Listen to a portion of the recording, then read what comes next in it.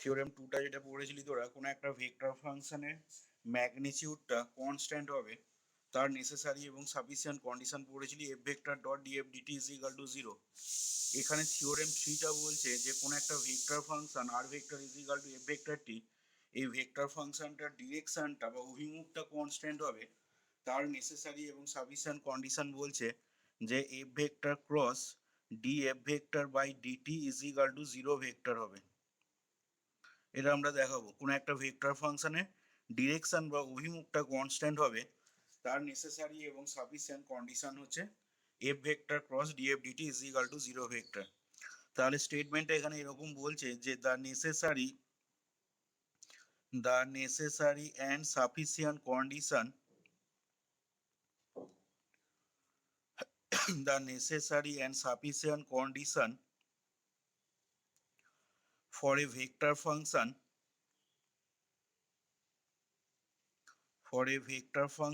r vector is equal to f vector t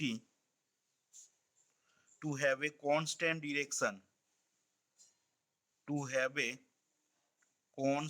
direction is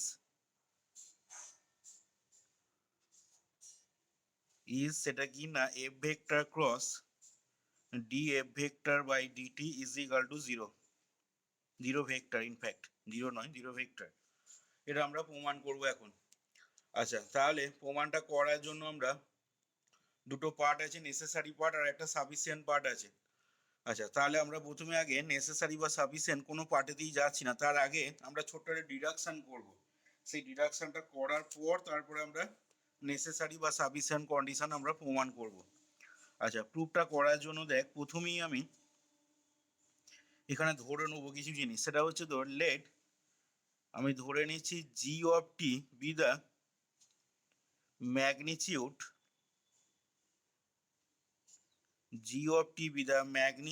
of the vector function কার না of the vector function r vector is equal to f vector t। এই vector ফাংশনটার আমি magnitude ধরে নিচ্ছি জিটিটাকে। আচ্ছা, তার মানে বুঝতেই পারছিস যেহেতু ভেক্টর ফাংশনটার ম্যাগনিটিউড বলছি, ম্যাগনিটিউডটা একটা স্কেলার কোয়ান্টিটি, কোনো একটা ভেক্টর ফাংশনের ম্যাগনিটিউড বা মডিউলাস সেটা অলওয়েজ স্কেলার কোয়ান্টিটি। সেই জন্য দেখ এখানে কিন্তু জি এর মাথায় কোথাও ভেক্টর দিইনি, এটা কিন্তু স্কেলার কোয়ান্টিটি একটা। তার মানে দেখ এটা যেটা ধরেছি তার মানে ইন্ডিকেট করছে mod of f vector T is equal two কত না জিটি, যেটা আমি লিখেছি। ঠিক আছে, এটা মানে বোঝাচ্ছে এইটা। আচ্ছা, এর সাথে বলছি and also let capital F vector টিটা is a vector of unit modulus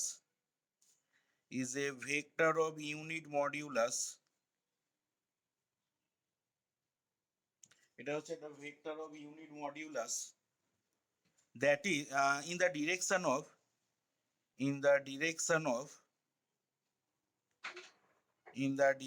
of small f vector t। তাহলে দেখ তার মানে capital F vector T is A vector of unit modulus.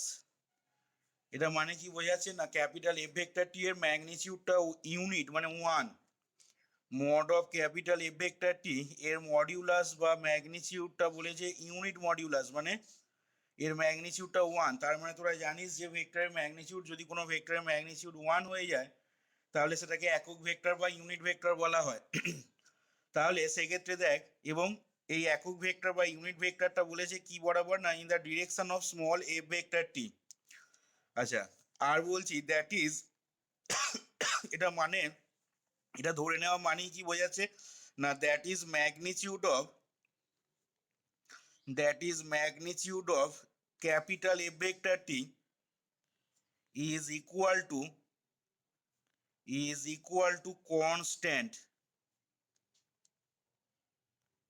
ব্র্যাকেটে লিখে নিচ্ছি দ্যাট ইজ 1। ঠিক আছে, যেহেতু ইউনিট মডিউলাস বলে নিলাম। এই ভেক্টর টিটা এমন একটা ভেক্টর ফাংশন যেটার মডিউলাসটা হচ্ছে ইউনিট বা 1, এবং সেটা কি সেটা এই ভেক্টর টিটা in the direction of small F vector t বরাবর একটা ইউনিট মডিউলাসের ভেক্টর ধরেছি। তার মানে magnitude of capital F vector টিটা is equal to constant that is 1 আমরা বলতে পারছি।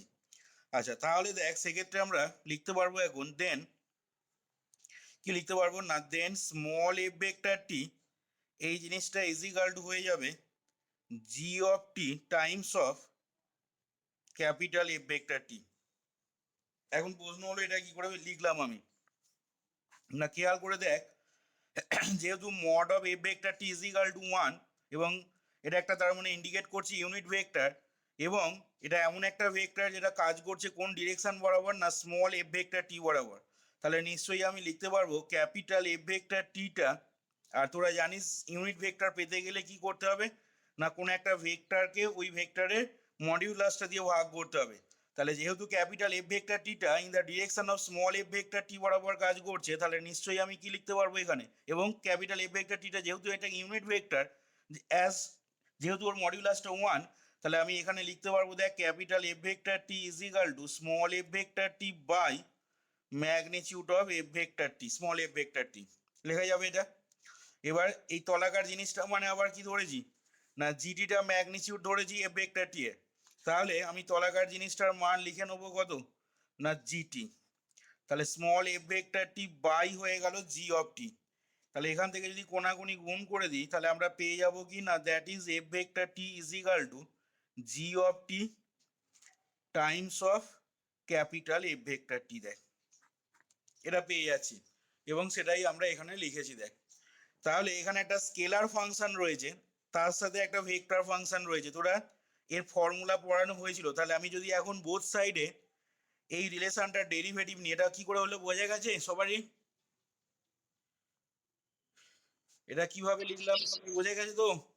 আচ্ছা এই ভেক্টর ফাংশনটার বাঁ দিকের ভেক্টর ফাংশনটার আমি যদি ডেরিভেটিভ নিই মানে ডিফারেন্সিয়েট যদি করি, এটাকে আমি 1 নাম্বার নাম দিলাম। এবার আমি বোথ সাইডে ডিফারেন্সিয়েট নিচ্ছি 1 নাম্বার রিলেশনটা, তাহলে সেক্ষেত্রে কি পাবো দেখবি, differentiating both sides of 1 with respect to t, with respect to t, তাহলে দেখ সেক্ষেত্রে হবে উই গেট বাঁ দিকটা হয়ে যাচ্ছে ডিএফ ভেক্টর বাই ডিটি, আর ডান দিকে আমি ফর্মুলা লাগাবো। তো একটা স্কেলার ফাংশন আর একটা ভেক্টর ফাংশনের প্রোডাক্টের ডেরিভেটিভের ফর্মুলা ডিডিউস করা হয়েছিল, তাহলে সেই ফর্মুলা আমি অ্যাপ্লাই করছি এখানে। তাহলে কি হবে না প্রথমটার ডেরিভেটিভ টাইমস অফ দ্বিতীয়টা, তাহলে dg by dt capital F vector t plus আর কি হবে প্রথমটা মানে জি অফ টি এই জিনিসটা times of d F vector T by dt. এটা আমরা ফর্মুলা কাজে লাগিয়ে লিখলাম, ডান দিকটাকে ফর্মুলা কাজে লাগিয়েছি। আচ্ছা এবার যেটা করব এফ ভেক্টরের সাথে ক্রস নিচ্ছি, now f vector cross d F vector by dt. এবার দেখ এখান থেকে এফ ভেক্টর মানে কত, small g times of capital F vector, টিগুলোকে যদি বাদ দিয়ে দিই মনে মনে, তাহলে আমি এই এফ ভেক্টরের জায়গায় লিখে নিলাম g times of capital F vector, মাঝখানে ক্রস আছে cross df vector by dt, df vector by ডিটির মানটা এটা বসাচ্ছি, তাহলে একটা সেকেন্ড ব্র্যাকেট দিয়ে লিখছি dg by dt times of capital F vector t plus আর কি হবে না প্লাস জিটি এই জিনিসটা times of d F vector by dt হলো।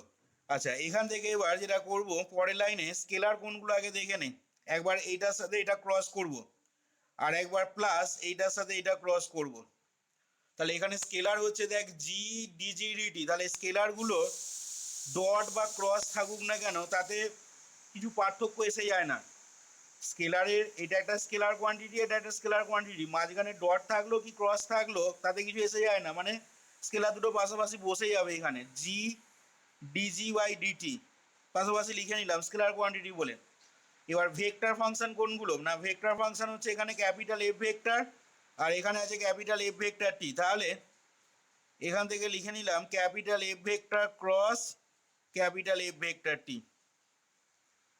এবার আসছি এটার সাথে এটার গুণ, তাহলে প্লাস মাঝখানে প্লাস আছে প্লাস, তাহলে এখানে স্কেলার কোয়ান্টিটি কোনগুলো, না এখানে স্কেলার কোয়ান্টিটি এখানে আছে জিটি এখানেও আছে জি অফ টি, তাহলে জিটি ইন্টু জি অফ টি গুণ করলে কত হবে, অবভিয়াসলি জি স্কোয়ার টি হবে।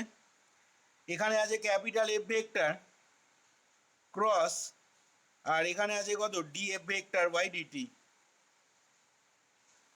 আচ্ছা, এবার দেখ দুটো সেম ভেক্টরের মধ্যে ক্রস অলওয়েজ জিরো হয়, তোদের বলা হয়েছিল বা দেখানো হয়েছিল। তাহলে capital F vector cross F vector এই জিনিসটার মান জিরো হয়ে গেল। তাহলে পেলি কি না জি স্কোয়ার টি এই জিনিসটা times of capital F vector cross d F vector by dt. এর বাঁ দিকটা আছে আমাদের small F vector cross d F vector by dt, এটাকে আমি 2 নাম্বার নাম দিয়ে দিলাম। এখন এই রিলেশনটা কিন্তু আমার লাগতো, ঠিক আছে, কারণ এই রিলেশনটা এবার দেখবি তোরা নেসেসারি কন্ডিশনটা প্রুভ করার সময়তেও রিলেশনটা লাগবে, আবার সাফিসিয়েন্ট পার্টটা যখন আমরা প্রুভ করব তখনও কিন্তু এই রিলেশনটাকে কাজে লাগাবো। সেই জন্য এই রিলেশনটা আগে আমরা প্রমাণ করে নিলাম, এরপর আমি আসবো নেসেসারি বা সাফিসিয়েন্ট কন্ডিশনেতে। ঠিক আছে, এই ডিডাকশনটা কিন্তু তোকে থিওরেমটা প্রথমেই আগে করে নিতে হবে। আচ্ছা, এরপর দেখ আমি আসছি নাও নেসেসারি কন্ডিশন বলে লিখছি। দেখ নেসেসারি কন্ডিশন, তাহলে নেসেসারি কন্ডিশনে আমরা এখানে ধরে নেব কি না, নেসেসারি কন্ডিশনটাতে এখানে আমরা ধরে নেব যে r vector is equal to F vector t এর ডিরেকশনটা কনস্ট্যান্ট। দিয়ে দেখাবো কি না, দিয়ে দেখাবো f vector cross df DT is equal to zero vector, এটা দেখাবো। তাহলে এখান থেকে বলছি যে let us suppose that the direction of small f vector t is constant। ঠিক আছে, এবার ভালো করে একটু বুঝবি এখানটা কি বলতে চাইছি। তাহলে স্মল এফ ভেক্টর টিটা এমন একটা ভেক্টর যা যে ভেক্টর ফাংশনটার ডিরেকশনটা কনস্ট্যান্ট হলো। আমরা খেয়াল করে দেখ একটা রিলেশন পেয়েছিলাম, এই রিলেশনটা small F vector T is equal to পেয়েছিলাম g of t capital F vector t. ঠিক আছে, এখন স্মল এফ ভেক্টর টি এ ডিরেকশনটা কনস্ট্যান্ট হচ্ছে।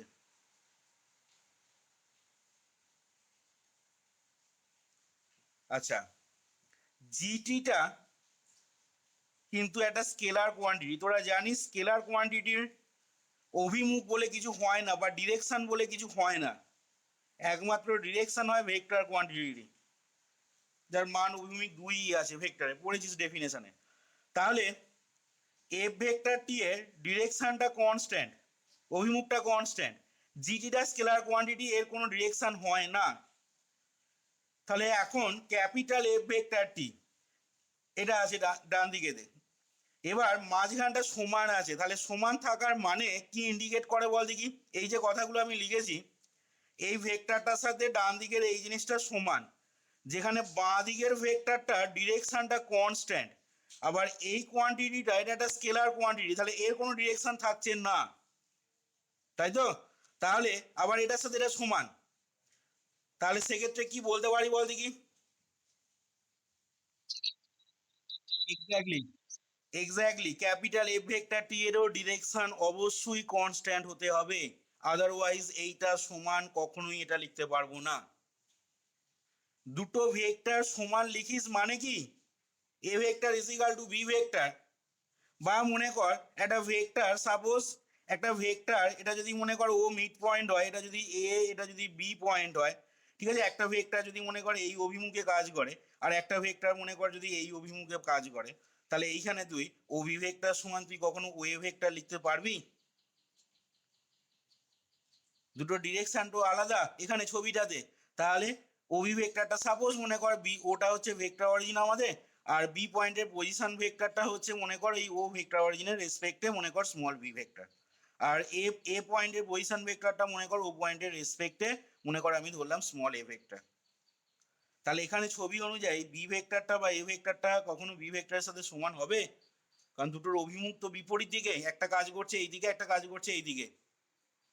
তাহলে যে কোনো দুটো ভেক্টর ফাংশনকে পরস্পর সমান আছে থাকা মানেই কি না এটা ডিরেকশনটা যেহেতু কনস্ট্যান্ট বলছে, ঠিক আছে, তাহলে সেক্ষেত্রে কি হতে হবে না, আবার মাঝখানটা যেহেতু সমান আছে, এটা আবার স্কেলার কোয়ান্টিটি, এর আবার কোনো ডিরেকশন হয় না, তাহলে সেক্ষেত্রে নিশ্চয়ই ইন্ডিকেট করছে কি, বা তোর এখান থেকে হতে হবে কি না, ক্যাপিটাল এফ ভেক্টর টি এরও ডিরেকশনটা অবশ্যই কনস্ট্যান্ট হতে হবে।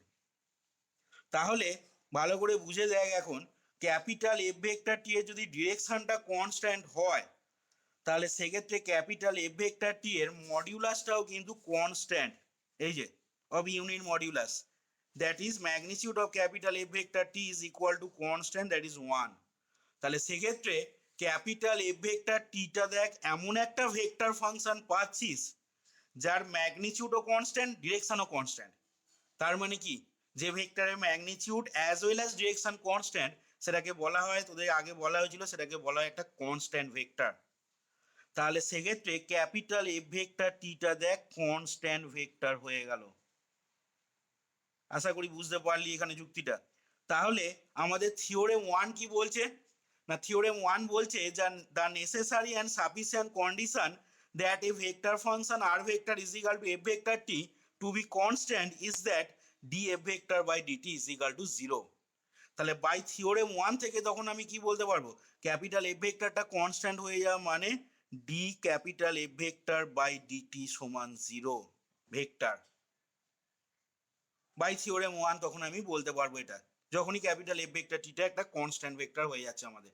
আবার এইটা যদি 0 হয়ে যায়, এবার যে পার্টটা আমি এখানে আগে ডিডিউস করেছি, তাহলে সেই পার্টটাকে এবার কাজে লাগাবো। দেয়ারফর ফ্রম টু থেকে দেখ আমি কি লিখতে পারবো, ডি এফ ভেক্টর বাই ডিটির জায়গায় তুই 0 বসিয়ে দে। তাহলে এফ ভেক্টরের সাথে 0 ভেক্টরের ক্রস করলে কি হয়ে যাবে, 0 হয়ে যাবে, 0 ভেক্টর হয়ে যাচ্ছে, তার সাথে জি স্কোয়ারটি গুণ, মানে ডান দিকটা দেখ টোটাল কোয়ান্টিটিটা 0 হয়ে গেল। তার মানে সেক্ষেত্রে কি পেয়ে যাচ্ছিস তখন না, F vector cross d F vector by dt is equal to 0 vector হয়ে গেল। দেখ তাহলে আমরা এখানে স্মল এফ ভেক্টর টি এর ডিরেকশনটা কনস্ট্যান্ট ধরে নিয়ে কি দেখালাম না, এফ ক্রস ডি এফ ডিটিটা ইজ ইকাল টু 0 ভেক্টর হয়ে গেল। আশা করি নেসেসারি পার্টটা বুঝতে পেরেছিস যা বললাম এখানে। তাহলে এখান থেকে এবার আসছি আমরা যতটা যা বললাম, যে let us suppose that the direction of small F vector T is constant, then এখান থেকে তাহলে বলতে পারবো কি না, then capital F vector t, then capital F vector t, then the direction of capital F vector t, then the direction of capital F vector টি, এই জিনিসটা কি হবে না, is also constant and hence is also constant, and hence capital F vector T is a vector function, and hence capital F vector T টা হচ্ছে এমন একটা vector function whose magnitude and direction both are constant, and hence capital F vector T is a vector function whose magnitude and direction are both constant. এটা এমন একটা vector function হলো যার magnitude এবং direction both are constant, that is capital F vector T is a constant vector, is a constant vector. আচ্ছা, যেহেতু both in magnitude constant হচ্ছে, both in magnitude এবং ডিরেকশনেতে কনস্ট্যান্ট হচ্ছে। আচ্ছা এবার দেখ, তাহলে সেক্ষেত্রে দেয়ারফর বাই থিওরেম 1 অ্যাপ্লাই করছি আমি, therefore by theorem 1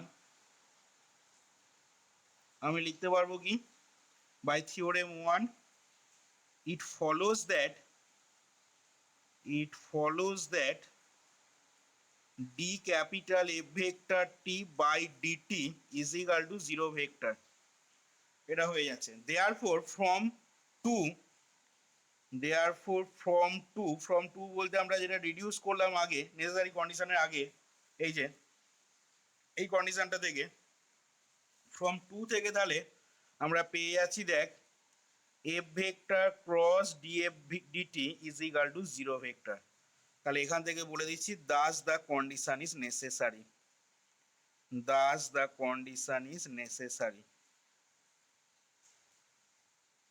Das the condition is necessary.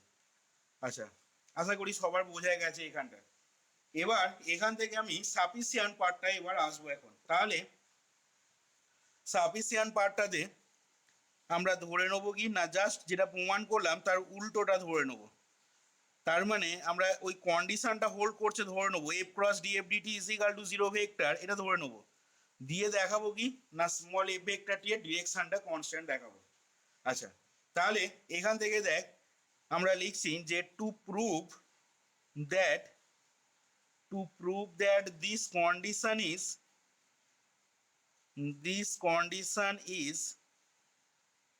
also sufficient, we assume that, আমরা অ্যাসিউম করে নিচ্ছি কি না F cross df dt, F vector cross df vector by dt is equal to zero vector, এটা assume করে নিচ্ছি। আচ্ছা, তাহলে সেক্ষেত্রে দেয়ারফর ফ্রম টু, আবার সেই ঘুরে ফিরে ওই রিলেশনে চলে যাচ্ছি যেটা বললাম। এই রিলেশনটা প্রমাণ করা হচ্ছে কারণ নেসেসারি এবং সাফিসিয়েন্ট দুটো পার্টি কাজে লাগবে, সেটা দেখতেই পাচ্ছিস তোরা। দেয়ারফর ফ্রম টু, তাহলে দেখ 2 নাম্বারটা থেকে আমি কি লিখতে পারবো না, 2 নাম্বারটা থেকে তখন হয়ে যাবে দেখ জি স্কোয়ার টি, মানে 2 নাম্বারের ডান দিকটা এই জিনিসটা সমান জিরো ভেক্টর হয়ে যাবে, কারণ এটা জিরো হয়ে গেছে ধরে নিয়েছি, আমরা অ্যাসিউম করে নিয়েছি। তাহলে জি স্কোয়ার টি এই জিনিসটা টাইমস অফ কি ছিল না capital F vector cross d F vector by dt, এই জিনিসটা সমান হয়ে যাবে আমাদের দেখ জিরো ভেক্টর। আচ্ছা, তাহলে এখান থেকে আমি পরের লাইনে লিখতে পারবো ইমপ্লাইজ জি স্কোয়ার টিটা একটা স্কেলার কোয়ান্টিটি, দেখ এটা জিরো হতে পারবে না, তাহলে নিশ্চয়ই এটাকে বাদ দিয়ে বাকি যেটা রয়েছে অর্থাৎ d F vector cross d F dt vector, এই জিনিসটা ইজ ইকাল টু জিরো হয়ে যাচ্ছে। সেক্ষেত্রে পাশে এখানটা লিখে নেবো কি না since G square T not equal to zero. তাহলে এখান থেকে আবার এটা ইমপ্লাই করে কি না implies capital F vector is parallel to D F vector by dt. ঠিক আছে, এটা সমান জিরো হওয়া মানে এটা ইমপ্লাই করে ক্যাপিটাল এফটা parallel to D F vector by dt, এটাকে 3 নাম্বার নাম দিয়ে দিলাম। আচ্ছা, এবার দেখ নাও এখন আমি বলতে পারবো যে নাও ক্যাপিটাল এফ ভেক্টরটি being the vector, capital F vector T being the vector with unit modulus, unit ব্র্যাকেটে লিখলাম, ইউনিট মানেই এখানে এক, তার মানে এক মানে কনস্ট্যান্ট মডিউলাস। তাহলে তোরা দেখ পড়েছিলি থিওরেম 2 তে যে the necessary and sufficient condition that a vector function R vector সমান f vector t to have a constant modulus is f dot DF DT is equal to zero. তাহলে এখানে দেখ capital F vector টিটা being the vector with unit modulus বা constant modulus যেহেতু হচ্ছে, তাহলে therefore by theorem 2 থেকে কি বলতে পারবো না দেয়ারফর বাই থিওরেম 2, সেক্ষেত্রে দেখ আমি লিখতে পারবো capital F vector T dot D F vector T by dt সমান কি জিরো হবে তো, যেহেতু এফ ভেক্টর টিটা এমন একটা ভেক্টর ফাংশন যার মডিউলাসটা কনস্ট্যান্ট বা ম্যাগনিটিউডটা কনস্ট্যান্ট, তাহলে ম্যাগনিটিউড কনস্ট্যান্ট হলে তোরা পড়েছিলি থিওরেম 2 তে যে the necessary and sufficient condition that a vector function R vector সমান f vector t to have a constant magnitude is f vector T dot DF DT is equal to zero. তাহলে আচ্ছা বল দেখি এই যে এই জিনিসটা লিখলাম সেটা থিওরেম 2 এর কোন পার্টটা থেকে লিখলাম, নেসেসারি পার্টটা না সাফিসিয়েন্ট পার্টটা থেকে লিখলাম? এই জিনিসটা আমরা নেসেসারি পার্টটা না সাফিসিয়েন্ট পার্টটা থেকে লিখলাম?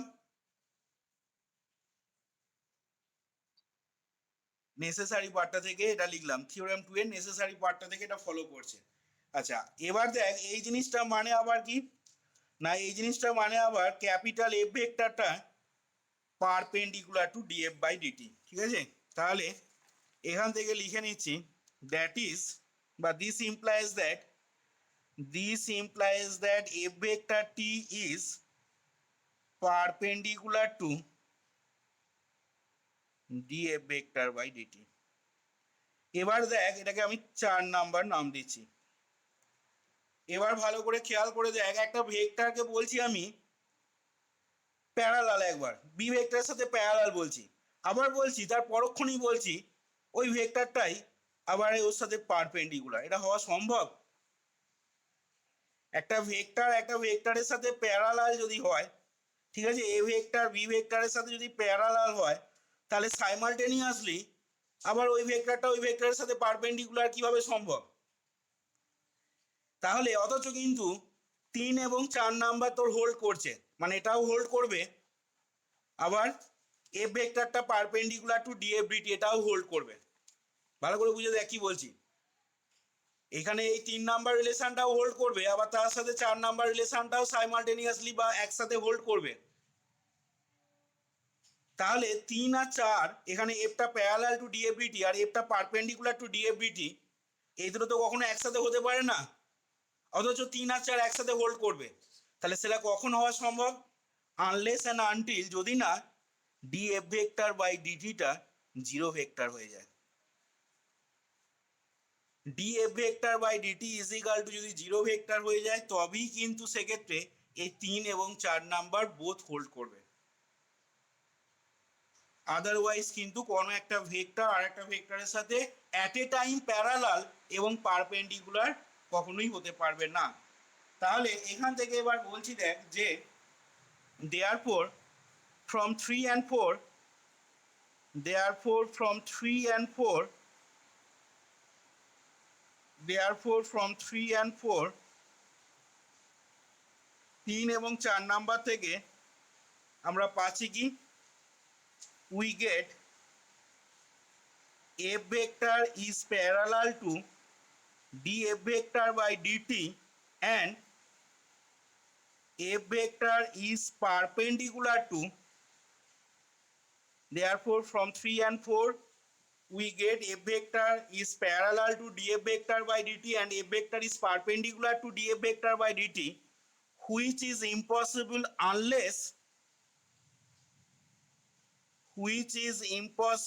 unless যদি না df vector by dt is equal to 0 vector হয়। তাহলে সেক্ষেত্রে আমরা df vector by dt টা যদি 0 ভেক্টর হয়, তাহলে সেক্ষেত্রে আমরা আবার থিওরেম 1 এ চলে যা। তাহলে থিওরেম 1 থেকে বলতে পারবো তখন কি না, হেন্স বাই থিওরেম 1 তাহলে দেখ থিওরেম 1 এর সাফিসিয়েন্ট পার্টটা ভালো করে খেয়াল কর, df dt is equal two 0 vector হওয়া মানে কি, থিওরেম 1 এর সাফিসিয়েন্ট পার্টটা থেকে আমি বলতে পারবো কি ফলো করবে এখান থেকে না, by theorem 1 it follows that capital F vector t টা হয়ে যাবে is a constant vector। তার মানে দেখ ক্যাপিটাল এফ ভেক্টর টি টা যদি কনস্ট্যান্ট ভেক্টর হয়ে যায়, তার মানে ক্যাপিটাল এফ ভেক্টর টি এর মডিউলাস কিন্তু অলরেডি কনস্ট্যান্ট, আমরা প্রথমেই যেটা ধরে নিয়েছিলাম। হ্যাঁ দেখ, that is magnitude of capital F vector t is equal to constant, that is 1। তাহলে সেক্ষেত্রে ক্যাপিটাল এফ ভেক্টর টি এর কি হবে, ডিরেকশনটা কনস্ট্যান্ট। তাহলে এখন ক্যাপিটাল এফ ভেক্টর টি টা কনস্ট্যান্ট হওয়া মানে ও ডিরেকশনটা constant capital F vector t এর। আবার সেই আগের মতন করে আমি বলবো যে small F vector T is equal to g of t capital F vector t. তাহলে এখান থেকে আমি যদি ক্যাপিটাল এফ ভেক্টর টি টা বার করে নিই, তাহলে কি হবে না 1 বাই জি অফ টি এই জিনিসটা times of small F vector t. এবার এটা তো directionless quantity, 1 by gt directionless quantity যেহেতু স্কেলার কোয়ান্টিটি, তাহলে ক্যাপিটাল এফ ভেক্টর টি এর ডিরেকশন কনস্ট্যান্ট, এটা ডিরেকশন কনস্ট্যান্ট ডিরেকশন। আবার 1 বাই জিটিটা হচ্ছে তো ডিরেকশনলেস কোয়ান্টিটি, এটা স্কেলার কোয়ান্টিটি বলে ডিরেকশন কিছু থাকবে না। তাহলে সেক্ষেত্রে কি হবে, আবার এটার সাথে এটা সমান বলেছে, দুটো ভেক্টর ফাংশন সমান আছে, তার মানে নিশ্চয়ই এটাকেও কি হতে হবে, এই ডিরেকশনটাও কনস্ট্যান্ট হতে হবে। তাহলে স্মল এফ ভেক্টর টি এর ডিরেকশনটা কনস্ট্যান্ট হয়ে যাওয়া মানেই দেখ থিওরেমটা সেক্ষেত্রে প্রুভড হয়ে যাচ্ছে। কারণ এটাই তো আমরা দেখাতে চাইছিলাম। সাফিসিয়েন্ট পার্টেতে আমরা এফ ক্রস ডিএফ ডিটা জিরো ভেক্টর ধরে নিয়ে আমরা দেখাতে চাইছিলাম আর ভেক্টর সমান স্মল এফ ভেক্টরটির ডিরেকশনটা কনস্ট্যান্ট। সেটাই দেখ এখান থেকে কিন্তু প্রুভড হয়ে যাচ্ছে। তাহলে এখান থেকে আমি বলে দিচ্ছি কি না, hence by theorem 1 it follows that capital F vector T is a constant vector and this implies that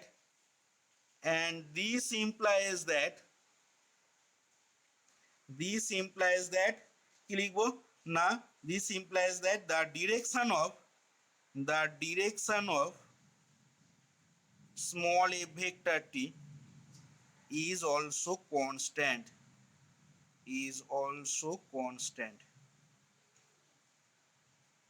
তাহলে এখান থেকে দেখ আমি লিখে দিচ্ছি হেন্স দ্য থিওরেম।